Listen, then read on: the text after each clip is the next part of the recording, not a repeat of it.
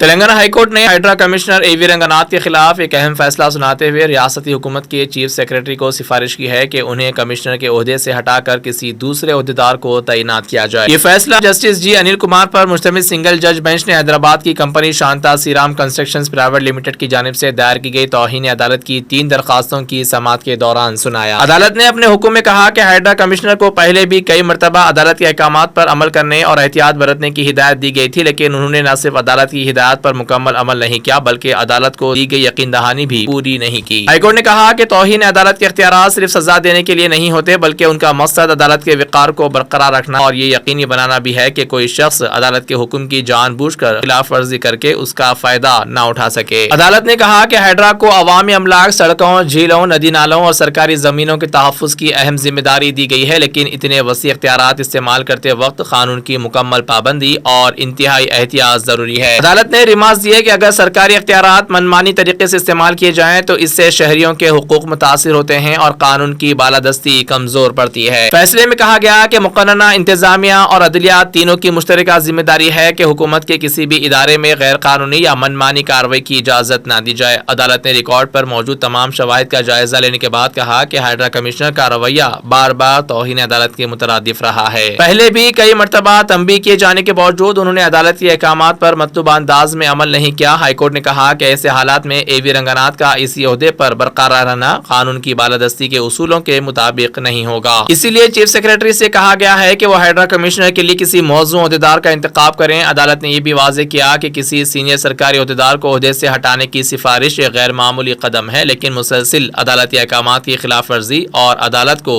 دی گئی یقین دہانیوں پر عمل نہ ہونے کی وجہ سے یہ سفارش ناگزیر ہو گئی۔ آخر میں عدالت نے کہا کہ عدلیہ کا وقار اور قانون کی بالادستی ہر حال میں برقرار رہنی چاہیے اور اگر کوئی سرکاری عہدیدار مسلسل عدالتی احکامات کو نظر انداز کرے تو آئینی عدالتیں مناسب کارروائی کرنے کی پابند ہیں۔ عدالت نے یہ بھی بتایا کہ فی الحال مختصر حکم جاری کیا گیا ہے جبکہ اس معاملے پر تفصیلی فیصلہ بعد میں جاری کیا جائے گا جس میں قانون کی بالادستی اور انتظامی اختیارات کے درست استعمال پر مزید وضاحت کی جائے گی۔ مزید خبروں کے لیے ہمارے چینل منصف نیوز 24x7 کو دیکھتے رہیے۔ اگر ویڈیو اچھی لگی تو لائک کریں، شیئر کریں اور چینل کو سبسکرائب کریں۔